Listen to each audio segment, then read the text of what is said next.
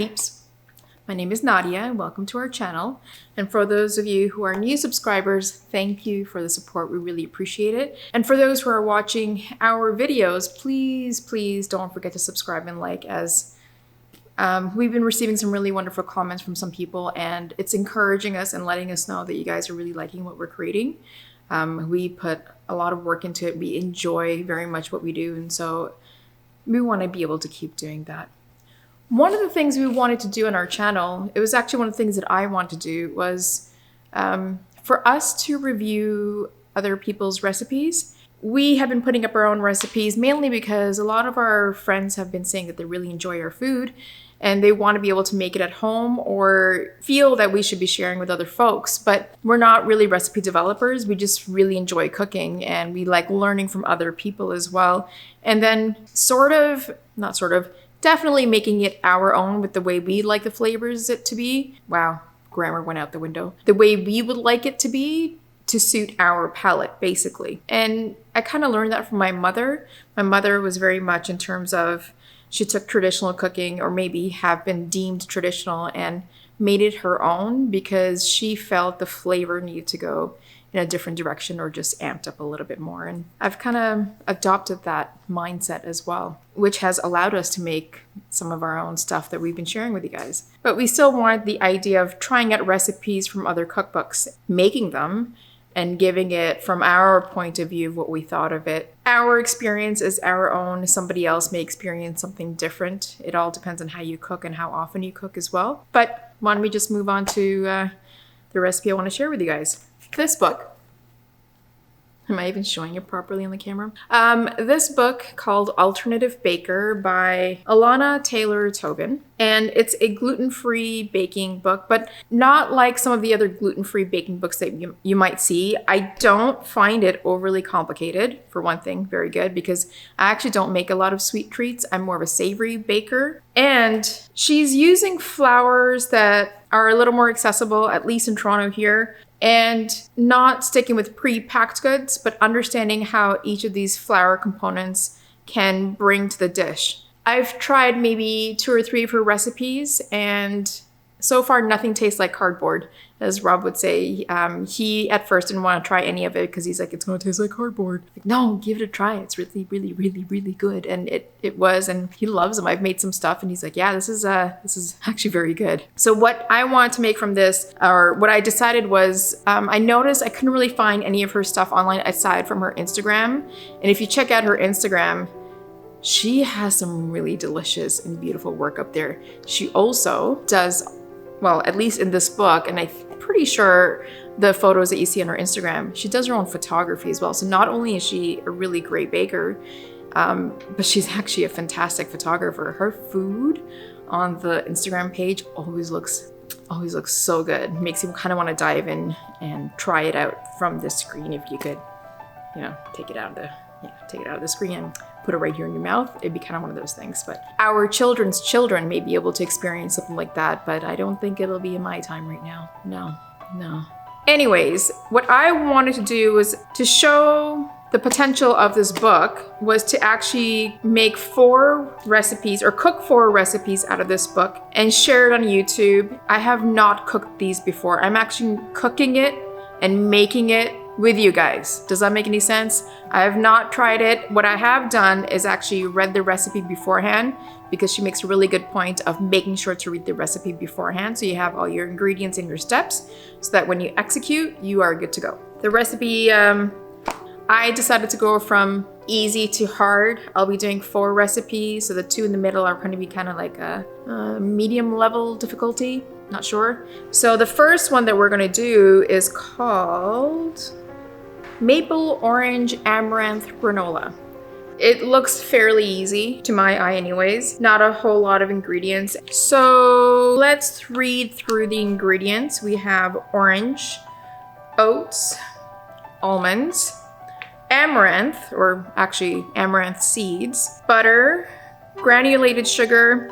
Now she says to use maple sugar or packed light brown sugar. I don't have any maple sugar, so I actually had light brown sugar. I ended up using that. I basically used whatever I had in the pantry. Fine sea salt, maple syrup, vanilla extract, and a grated zest from one orange. Now, when I read through this recipe, I actually liked all the flavors that were going in there. I'm not a huge granola fan, but if it's made at home, I find things always just taste better when you make things at home. So I figured let's just give this one a go and see how it is. Now her instructions read, position a rack in the center of the oven and preheat it to 325 degrees Fahrenheit. Check. Or 165 degrees Celsius. Heat a medium heavy bottomed skillet over medium heat until very hot. Then she goes to say, add 2 teaspoons or 23 grams of amaranth seeds and shuffle the pan so they're in a single layer. They should begin popping immediately. Popping, like popcorn? Well, she goes to write, shake the pan frequently every few seconds and keep the amaranth in a single layer.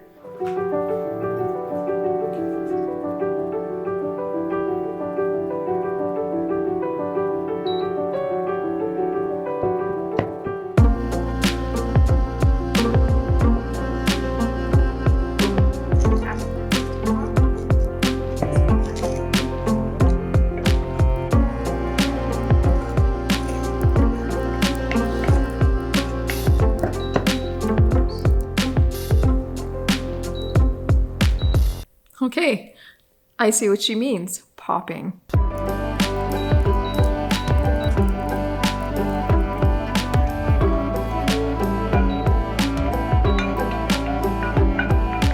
It feels like the skillet is getting nice and hot. Rob said to turn it down, but I said, no, no, no. We need to keep it hot. Alanna said we need to keep it hot.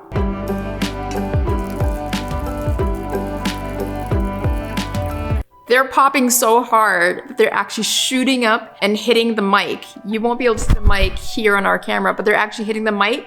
And sometimes you'll hear donk, donk, donk, donk, donk. That's how high they're flying. And these seeds are not very big. They're only about this big.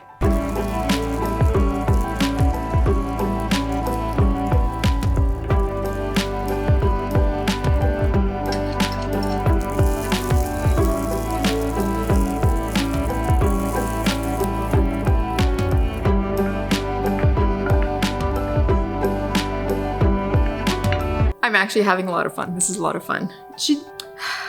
Please note, you can have a lot of fun making this recipe. So I kept repeating I would add about 2 tablespoons of the amaranth seeds into the hot pan. And I was trying to be mindful of not burning anything because I feel like these would burn easy, like mustard seeds. Tip it over, and the last batch I did burn a little bit, I'm gonna be honest, but I didn't get any of the burnt taste when I tried a little bit of it afterwards just to make sure. So now the amaranth seeds have been all popped and they're all happy, and you can see in the bowl there, they're all puffed up, really cute looking. Next, she says, to the same bowl of the popped amaranth, add the oats, almonds, maple sugar, maple syrup, melted butter, salt, vanilla, and the orange zest. So that looks pretty good.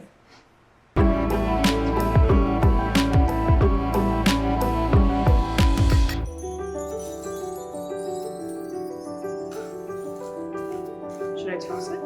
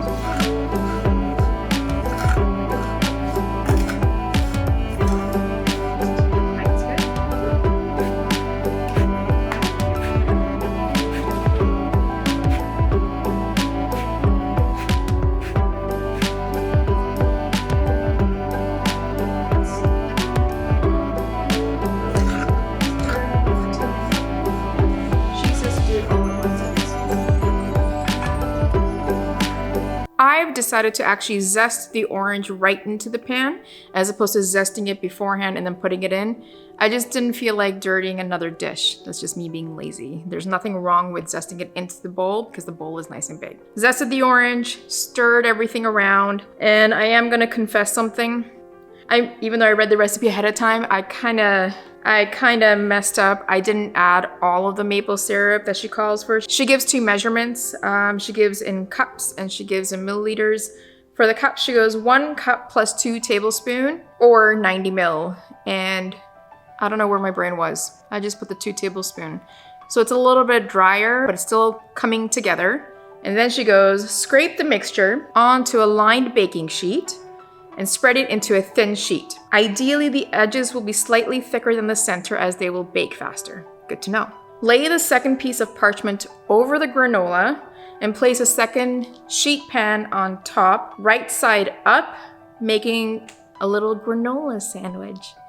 Who doesn't like a granola sandwich?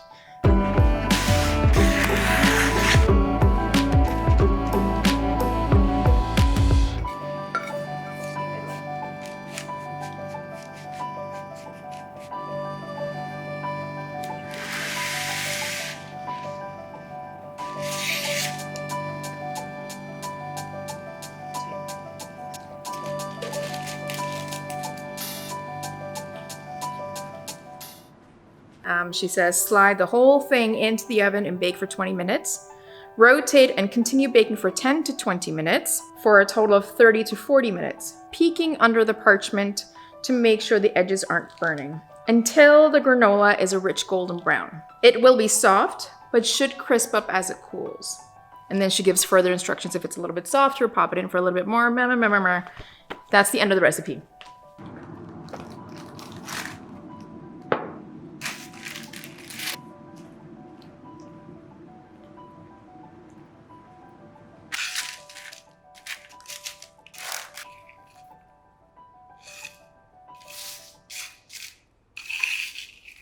Okay.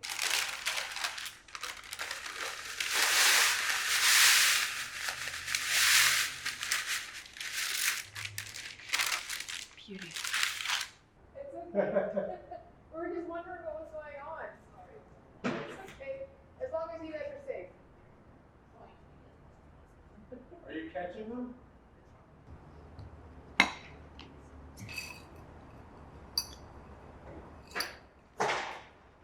Made it. Even though I didn't add the full amount of the maple syrup, it actually still turned out really good.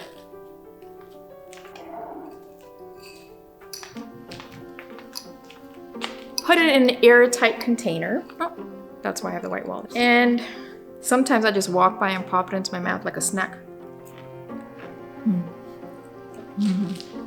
I mean, who doesn't want a little good snack, right?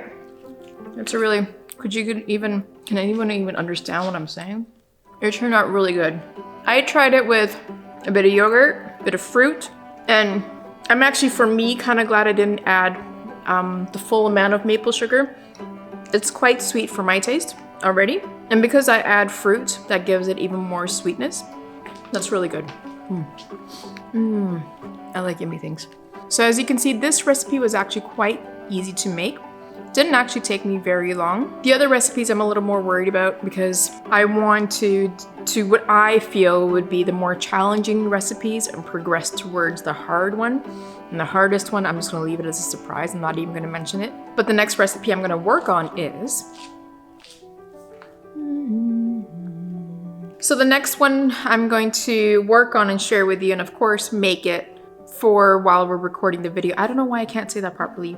It's called Meyer lemon bars with vanilla almond crust. Again, all of these recipes are gluten-free, not necessarily dairy-free, but I believe in some of the recipes she does provide vegan options if you'd like to do it, or plant-based options. Stay tuned for the next one when we do the Meyer lemon bar. As for this one, I highly recommend it. And if you're curious, I would actually go check out her book, and I would definitely go check out her Instagram page. She's just creating really beautiful, delicious things. And I wanted to do this because I want to share what she is doing with you guys. Isn't that what the whole YouTube platform is all about? Sharing is caring type of thing. So I hope you enjoyed this. Make sure to come back to watch the next one. Please don't forget to do all the things, subscribe, like, hitting the notification bell. By hitting the notification bell, you'll know when the next video is up. We hope you continue to like what we're creating for you guys, and we hope you continue to keep watching all of our videos. Have a good one.